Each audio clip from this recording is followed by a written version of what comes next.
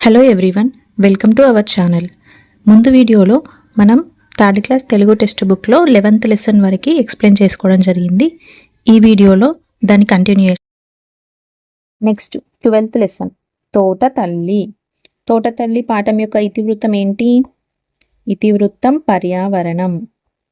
ఇతివృత్తం పర్యావరణం. ప్రక్రియ వచ్చేసి గేయం.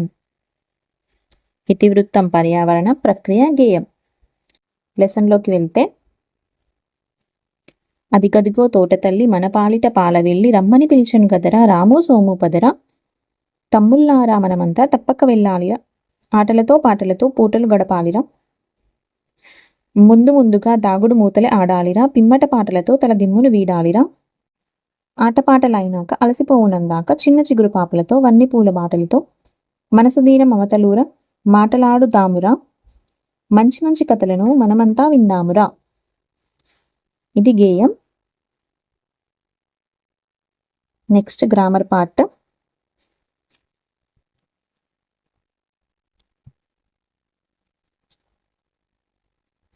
కింది పదాలను ఉపయోగించి వాక్యాలు రాయండి. ఇక్కడ మనకి కొన్ని వర్డ్స్ ఇచ్చాడు కదా, ఆ వర్డ్స్ మనం రాసే వాక్యంలో ఉండాలంట. ఎగ్జాంపుల్ ఇచ్చాడు కదా, క్రికెట్ ఆటను మైదానంలో ఆడతారు. ఎట్లా? టీచర్ తరగతి పాఠం, తరగతిలో టీచర్ పాఠం చెప్తుంది. ఇట్లా. పొలం నాగలి పంట, పొలంలో వరి పంటను వేసే ముందు నాగలితో దున్నుతారు.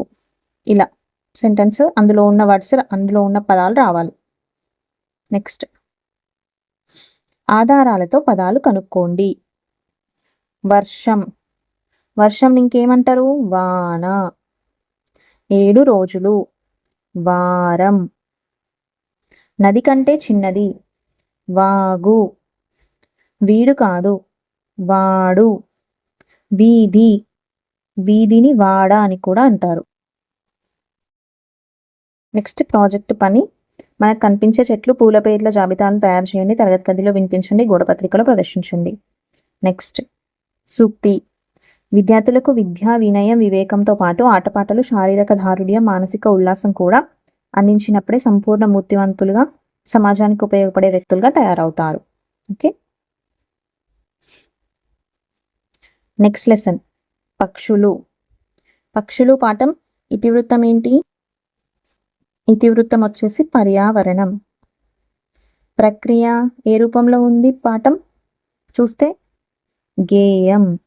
ప్రక్రియ గేయం. ఓకే.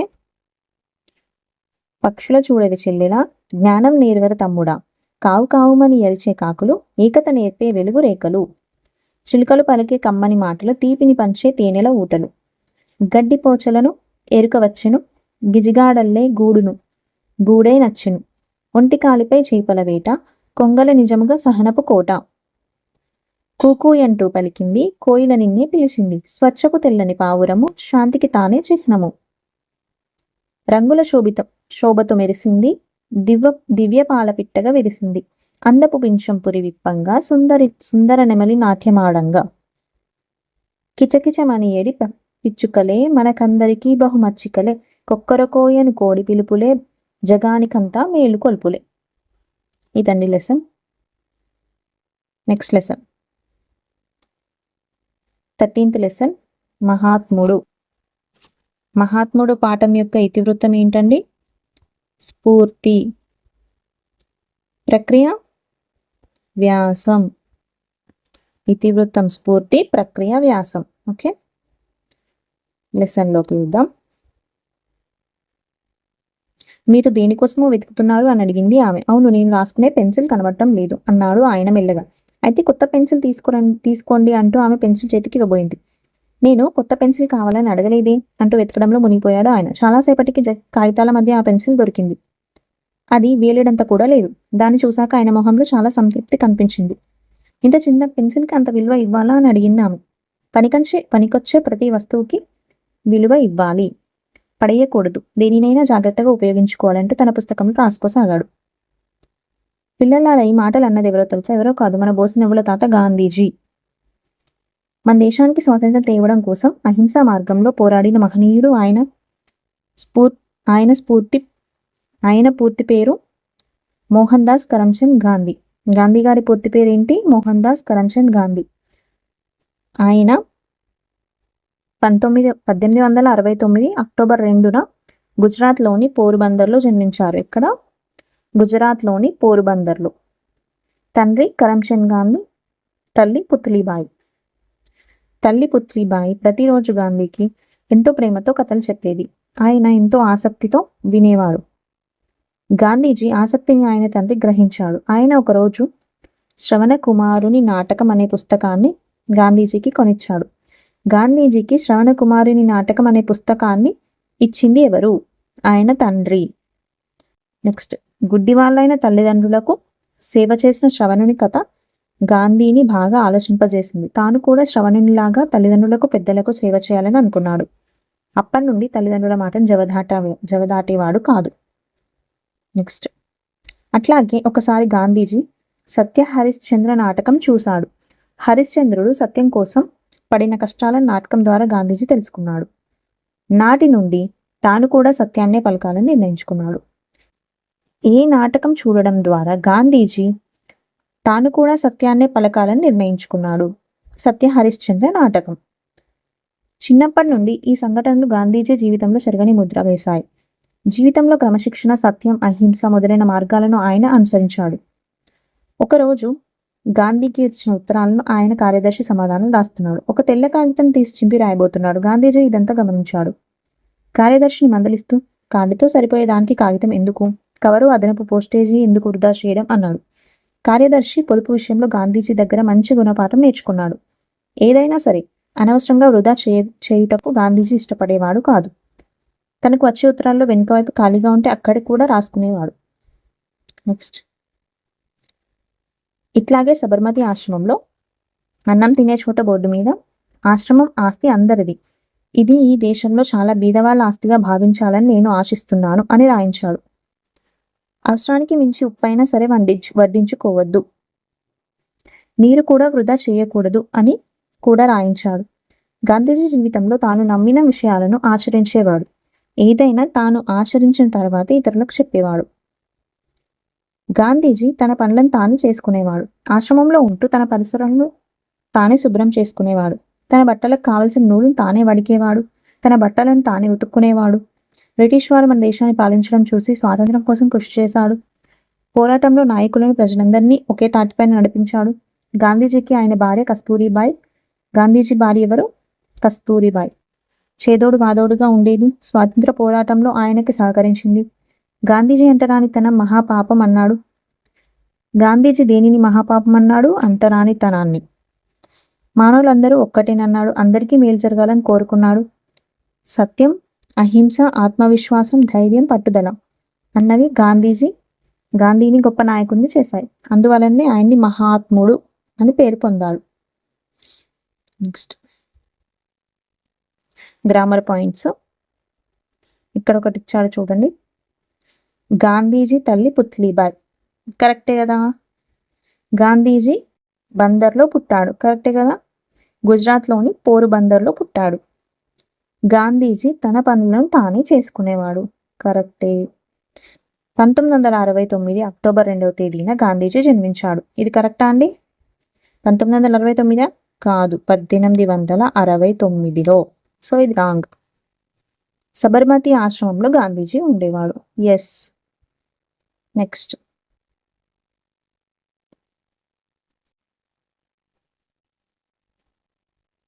పదజాలం.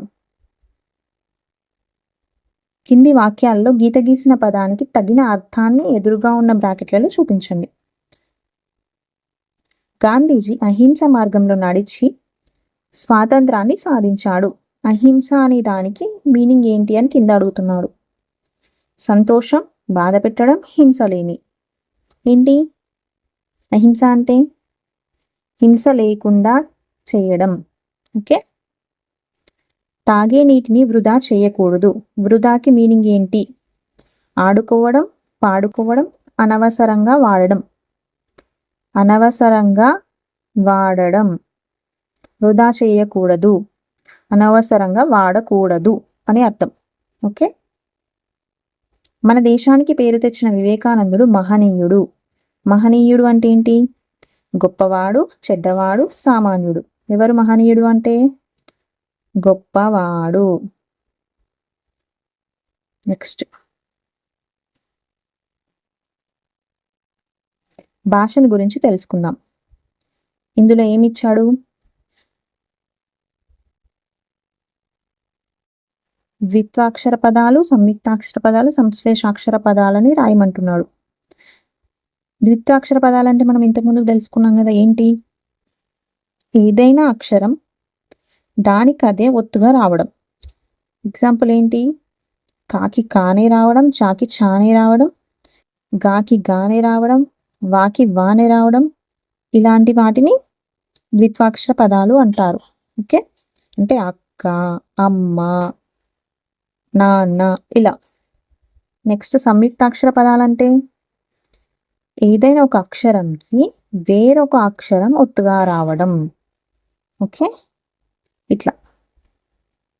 ఇప్పుడు తా ఉంది, తాకి రావొత్తు, ఇలా ఒక అక్షరంకి వేరొక అక్షరం ఒత్తుగా రావడం. మరి దీనికి ఎగ్జాంపుల్ ఏంటి? రాత్రి, తాకి రావత్తు వచ్చింది కదా, అలా. నెక్స్ట్ సంశ్లేషాక్షర పదాలు. సంశ్లేషాక్షర పదాలు అంటే ఏంటి? ఒక అక్షరంకి 2 అక్షరాలు ఒత్తులుగా రావడం. ఓకే, ఒకే అక్షరంకి 2 అక్షరాల ఒత్తులు రావడం. ఒకటి కావొత్తుంది ఇక్కడ, ఒకటి రావొత్తుంది, అట్లా. మరి దీనికి ఎగ్జాంపుల్ ఏంటి? జ్యోత్స్న అని ఉందనుకోండి, జ్యోత్స్న. ఇప్పుడు దీనికి 2 ఒత్తులు వచ్చాయి కదా, ఒకటి నా ఒత్తు, ఒకటి సా ఒత్తు, అట్లా. నెక్స్ట్ ప్రాజెక్ట్ పని. మీ వస్తువులు ఎక్కడైనా పోగొట్టుకొని తిరిగి ఎవరైనా తెచ్చి ఇస్తే వారికి కృతజ్ఞతలు ఏ భాషలో చెప్తారో తెలుసా? తెలుసుకొని రాయండి. నెక్స్ట్ సూక్తి. ఉన్నతమైన ఆదర్శం ఉండడం, దాన్ని చేరుకోవడానికి ఓపిక, కష్టపడటం మన జీవిత సూత్రంగా ఉండాలి. ఇలా ఉండాలి అని చెప్పింది ఎవరు? Doctor BR Ambedkar. ఎవరు? Doctor BR Ambedkar.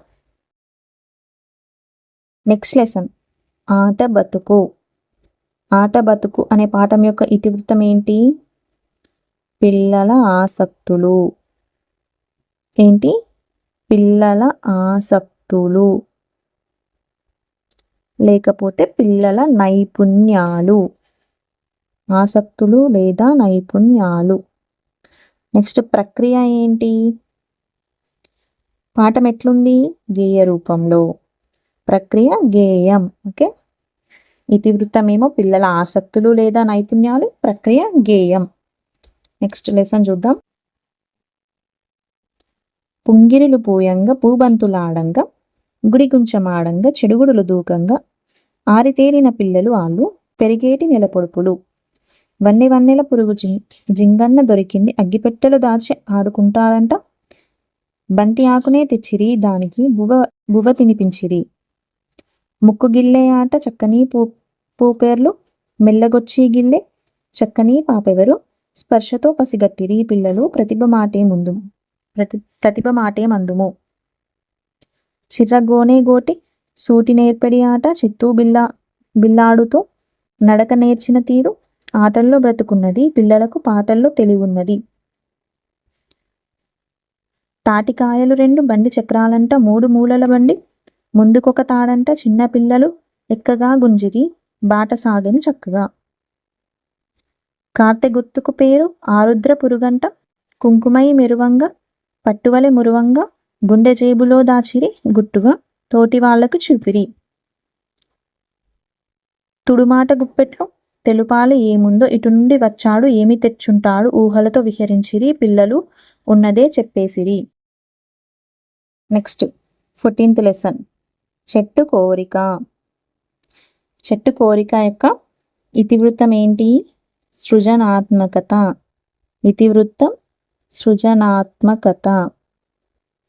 ప్రక్రియ వచ్చేసి కథ. ఇతివృత్తం సృజనాత్మకత, ప్రక్రియ కథ. లెసన్లోకి వెళ్దాం. ఒక దట్టమైన అడవి మధ్యలో ఒక అందమైన చిన్న మామిడి చెట్టు ఉండేది. దాని సన్నని కొమ్మల మధ్య నుంచి దూరడం అంటే గాలికి ఎంతో ఇష్టం. ఆ కొమ్మల మీద కూర్చోవడం అంటే పక్షులకు ఇష్టం. ఒక్కొక్కప్పుడు కోతులు కొమ్మలను పట్టుకొని ఆడుకుంటూ ఊగుతూ ఉండేవి. చెట్ల తొర్రల్లో చీమలు కాపురం ఉండేవి. ఉడతలు పైకి కిందికి తిరుగుతూ సంబరంగా ఉండేవి. వీటన్నింటితో చెట్టు సోపతి చేసుకున్నది. ఇవన్నీ చెప్పే ముచ్చట్లు వినడం చెట్టుకు చాలా ఇష్టం. ఒక రోజున చెట్టు, మీరెక్కడికి వెళ్ళి వస్తున్నారు అని పక్షులను అడిగింది. గూడు కట్టడం కోసం గడ్డి పుల్లలు ఏరుకొస్తున్నా అన్నది ఒక పక్షి.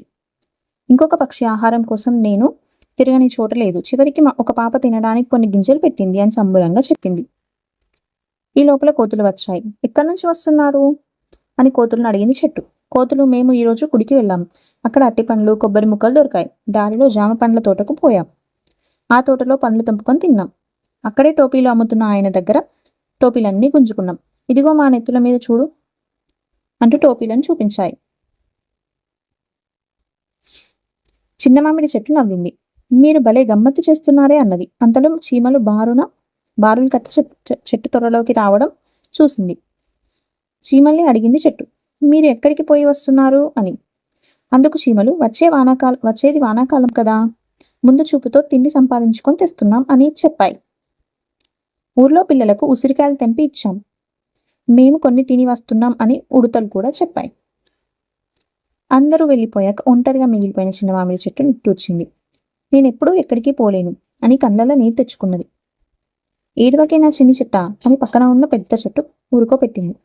మనం చెట్లం, ఒక చోట నిలకడగా నిటారుగా నిలిచి ఉంటాం. మనం పక్షులకి ఉడతలకి కీటకాలకు ఇంకా అనేక జీవులకు నివాసం కల్పిస్తాం. మనం ఇట్లా ఒక చోట నిలిచి ఉండకపోతే కాయలు పండ్లు ఎట్లా భరిస్తాం? మనం భూమిని పట్టుకొని ఉండకపోతే మట్టి కొట్టుకుపోదా అన్నది పెద్ద చెట్టు.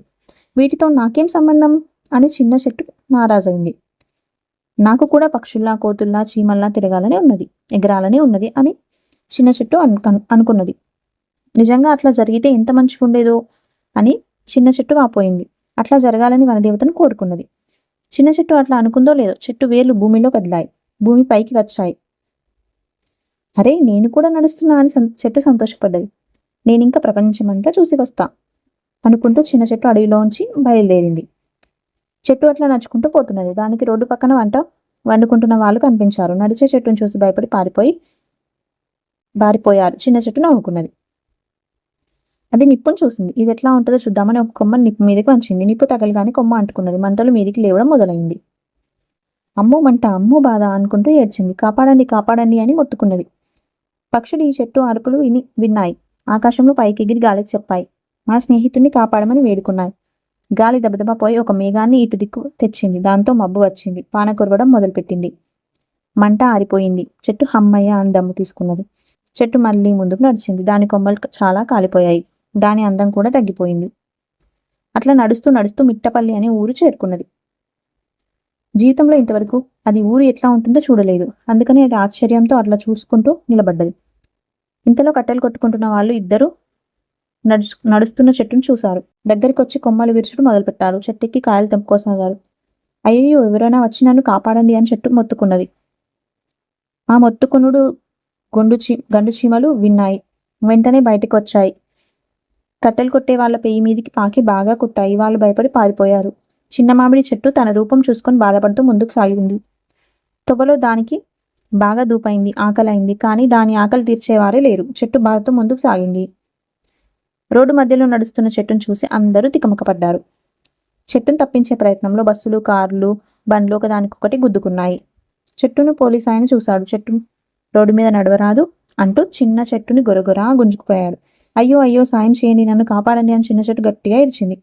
ఈసారి కోతులు చెట్టును కాపాడడానికి ఉరికి వచ్చాయి. పోలీసు ఆయన మీదకు దూకపోయాయి. పోలీసు ఆయన కోతులను తరిమి కొట్టాడు. అదని చూసి చెట్టు కూడా ఉరికింది. ఉరికి తిరిగి అడవికి చేరింది. తనకు నడక వద్దని వనదేవతను వేడుకుంది. పక్కనున్న పెద్ద చెట్టు నువ్వు చాలా మారిపోయావు. విశాల ప్రపంచాన్ని చూసావా? కోరిక తీరిందా? ఎట్లున్నది అంటూ ప్రశ్నల వర్షం కురిపించాయి. ఈ అడవిలో ఉన్నంత సుఖం ఇంకెక్కడా లేదని తెలుసుకున్నా. బుద్ధి వచ్చింది అని చెట్టు చెప్పింది. కొంతకాలానికి చిన్న మామిడి చెట్టుకు కొత్త చిగుళ్ళు మొలిచాయి. కొత్త కొమ్మలు పెరిగాయి. అన్ని జీవులకు అది నీడనిస్తూ వాటితో ఆనందంగా జీవించసాగింది. Next grammar points.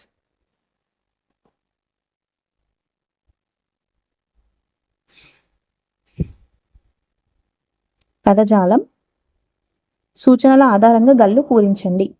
వెన్నెలనిచ్చే మామ. వెన్నెలను ఎవరిస్తారు? చందమామ. చందమామ. కారాన్నిచ్చే కాయ. కారాన్ని ఎవరిస్తారు? మిరపకాయ. కొక్కరకో అనేది కోడి. అందరూ వేడుకగా చేసుకునేది పండగ. వారానికి ఎన్ని రోజులు? 7. నెక్స్ట్ వాక్యాలు చదవండి, గీత గీసిన పదాలు చూడండి. రాము బండి ఎక్కాడు, అట్లాంటి బండ్లు వరుసగా పోతున్నాయి. బండి, బండ్లు వీటి ఎట్లా ఉన్నాయి ఇవి? ఇది ఒకటి, ఇది ఎక్కువ, అంటే ఇది ఏకవచనం, ఇది బహువచనం. కింది ఇచ్చాడు చూడండి అవే. కింది ఏకవచన పదాలకు బహువచనాలు రాయండి. బడి, బళ్ళు. పండు, పండ్లు. కన్ను, కన్నులు ఆర్ కండ్లు. కీలు, కీళ్ళు. గుండు, గుండ్లు. కాలు, కాళ్ళు. రోలు, రోళ్ళు.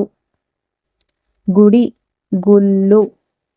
పెన్సిలు, పెన్సిళ్ళు. ఓకే, నెక్స్ట్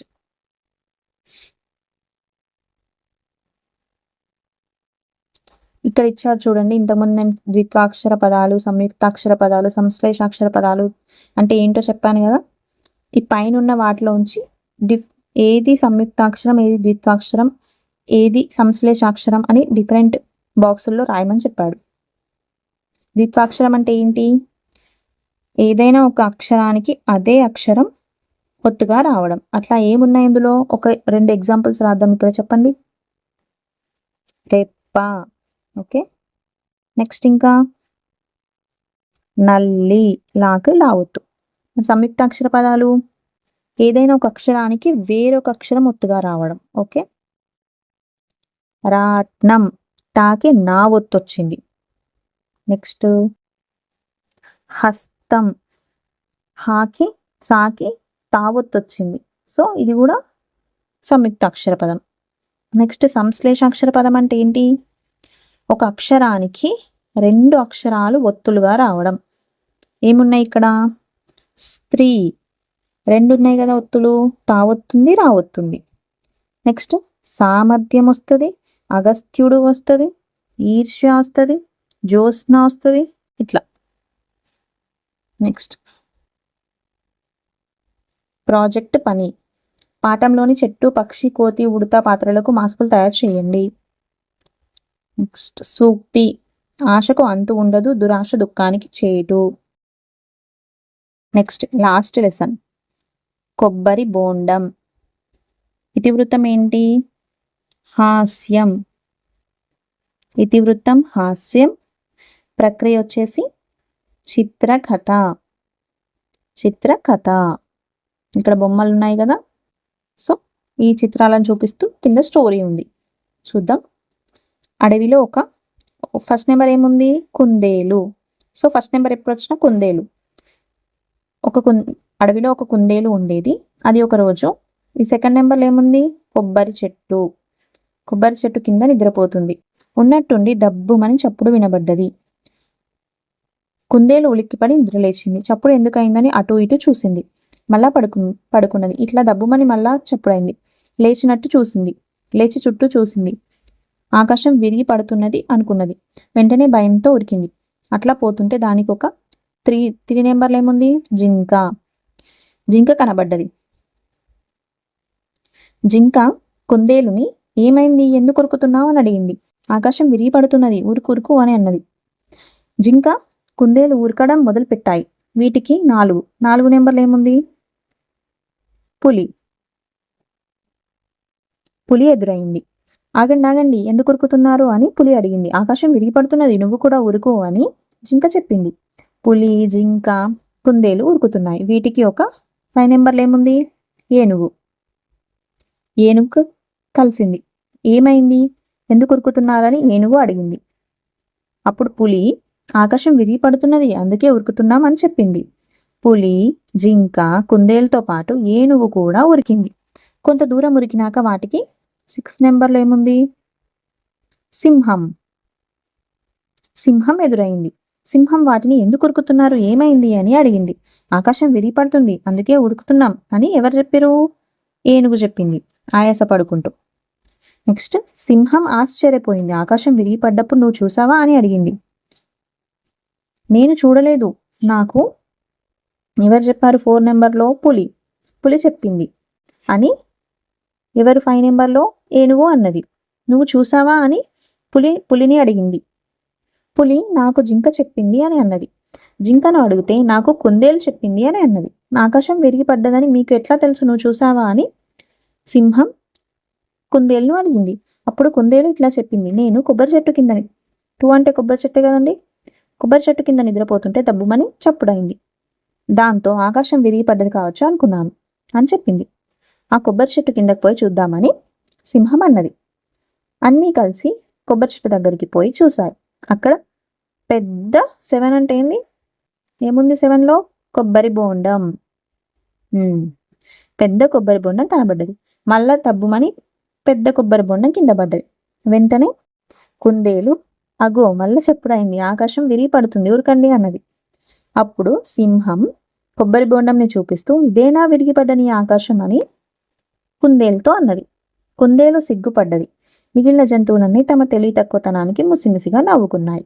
ఓకే, ఇక్కడితో 3rd క్లాస్ తెలుగు టెక్స్ట్ బుక్కి సంబంధించి టోటల్ ఎక్స్ప్లెయిన్ చేయడం జరిగిందండి. ప్రతి ఒక్క పాయింట్ ఎక్స్ప్లెయిన్ చేశానండి. ఓన్లీ ఒక మీనింగ్స్ మిగిలాయి, వీటికి నేను సపరేట్ వీడియోస్ అప్లోడ్ చేస్తాను. నెక్స్ట్ మనకి తెలంగాణలో జూన్ ఆర్ జూలైలో టెట్ ఉంటుంది కదండి. అప్పటి వరకు ప్రతి సబ్జెక్ట్కి సంబంధించి అన్ని క్లాసెస్కి సంబంధించి వీడియోస్ అప్లోడ్ చేయడానికి ట్రై చేస్తాను. అలాగే మనకి జనవరి 2026లో జరిగిన క్వశ్చన్స్ కూడా ఎక్స్ప్లెయిన్ చేస్తానండి. ఎవరైనా టెట్ ఆర్ డిఎస్సికి తెలంగాణకు సంబంధించి ప్రిపేర్ అవుతున్నట్టయితే మన ఛానల్ని సబ్స్క్రైబ్ చేసుకోండి. తప్పకుండా మీకు యూస్ఫుల్ అయ్యే కంటెంట్ని అందిస్తాను. అలాగే ఎవరైనా మీ ఫ్రెండ్స్ ప్రిపేర్ అవుతున్నట్టుంటే వాళ్ళకు కూడా యూస్ఫుల్ అవుతుందండి. ప్లీజ్ షేర్ చేయండి. అండ్ వీడియో కనుక మీకు నచ్చినట్లయితే ప్లీజ్ తప్పకుండా సబ్స్క్రైబ్ చేసుకొని లైక్, షేర్ అండ్ కమెంట్ చేయండి. Thank you.